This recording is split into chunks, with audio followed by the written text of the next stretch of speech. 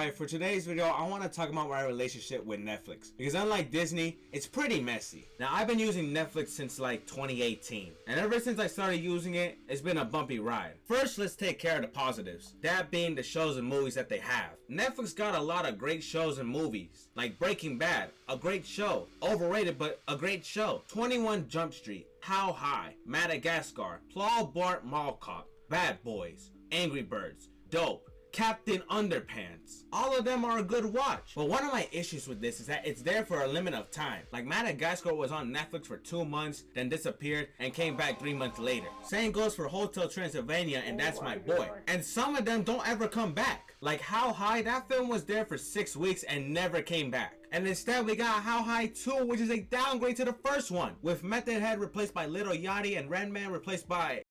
Who the fuck is this nigga? And another thing, they have bad films, which makes zero sense to me, cause like, you know what a good film is. Like, you got these good shows and movies, but you also got the bad ones. The fuck are they doing here? There might be people that like them, but once they see Drake and Josh, they finna get some good taste. Like, back to Paul Blart and 21 Jump Street, you also got the sequels, which suck. 22 Jump Street is basically the first one, just a 2 role swap and they're in college. The only good thing about this film is that we got this infamous meme.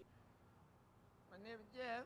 A bit outdated, but still. And it's taking go to Paul Blart in Las Vegas. Only difference is that he's scared of his daughter losing her virginity. The sequels are exactly like the original, just worse. Like if I was working at Netflix, I'll make sure the platform only has good shows and movies. Not a single bad thing at sight. But if you exclude the bad stuff they have, they only have good stuff. Netflix got a lot of good shows and movies. However, the shows and movies that they make are something special. And I don't mean that they have the greatest shows and movies. More like their films and shows are unique. And I think their creations are like that for how ridiculous yet addictive they are. Like Stranger Things, one of the most beloved shows in recent times, with some lovable and somewhat likable characters, its intriguing story, its tone. Stranger Things got a lot to offer, but there's this one gem of a scene that takes the cake for me. That scene being Will facing this shadow, telling him to go away. And let me tell you, this ought to be one of the dumbest scenes Netflix has ever filmed. Like, bruh,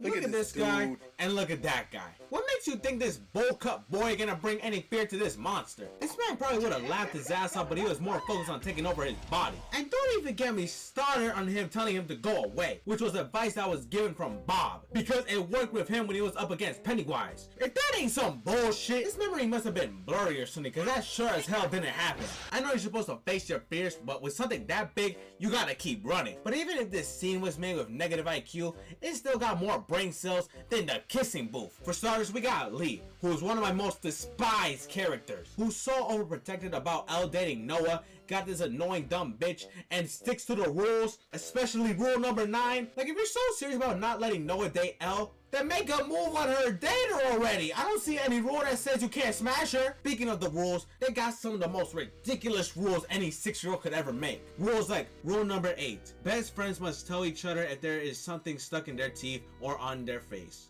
Rule 10, if one friend is sick, moody, the other one is responsible for bringing supplies to make them feel better. Rule 21, if you see something awesome, show your best friend. These kids think they're making just as good rules as Kid President. There's also Elle's blind ass thinking Noah is the one, which if you've seen all 3 films, it's clearly Marco. The OMG girls, this guy, Just Dance. This film is just so goofy. The same could go to Reality High, which I personally think is the most romantic, drama, idiotic, modern time content Netflix has ever made. There's this girl Alexa that's so popular that she's able to bring her dog to school, and this other girl Dondi who was friends with Alexa until she made her kiss a pig, which if I was her I would have hit up this guy, until Alexa befriends her only to make people think that she's this obsessed fan and she's a stalker, only for Dondi to go live on Twitch and say, "This is who I am," which makes everyone like her and ends Alexa's career, which I'm pretty sure that's not how social media works, but okay. To put it short and simply, Reality High is a Netflix film that exists. Next up, we got All American, which honestly, I thought All American was going to be completely different than what it is. I thought this show was going to discuss about racism, gun violence, and the issues of America as of today, but no, it's instead about football, romance, coming up rappers,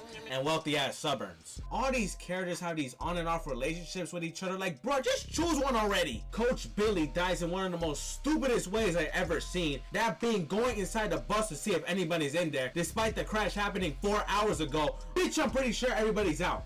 And then there's Spencer that spends all his money because he knows he's about to get drafted by Missouri or Kentucky, only for him not to get drafted. Totally did not see that coming. You know, for a show called All American, you expected to be talking about the problems with America, like racism, in which they do, but like it feels like it's only there because that's the show's title. The football stuff is cool, and that's about it. And finally, we get to Cobra Kai, which is a show I watch the most on Netflix, mainly for the fights and Johnny. But putting those aside, this gotta be one of the most frustrating shows I've ever seen. We got the LaRussos, who gotta be one of the worst families ever created, with Daniel's weird obsession with Miyagi-Do, Sam, who's a bit, actually no, she's a slut, breaking boys' hearts and acting like she's a shit, and Anthony, bruh, he's that guy that you want to see get bodied. Like that scene where the Cobra Kai's were dumping his head inside that nasty ass toilet, that's easily one of the best scenes of the show. And Amanda, who you just feel sorry for, like she just trying to live a normal lavish life, working at the dealership, only for her husband or her kids bring all these problems to her. Robbie and Hog turning the good guys in the 5th and 6th season, like the fuck is this? What happened with the beef? Why y'all friends now? I don't want to see those open arms, y'all want to see those arms get thrown. You got these two nerds, Miguel getting himself deported, and Kenny who got this deep ass voice in season 6. This show got me all tweaking, but I'm done complaining about all these shows, because the main question you're probably thinking is, how do you find this so addictive?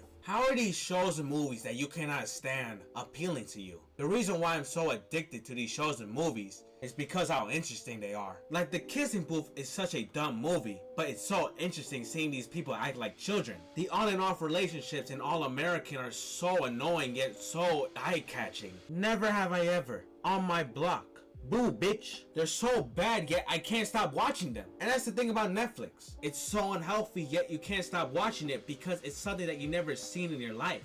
It's just so appealing, so different, so good. Alright, you get the point. Let's get to the end. I love my toxic relationship with Netflix, and I'm willing to keep it going. Thanks for watching. I hope you enjoy. Have a great day and tomorrow. I love you, and bye.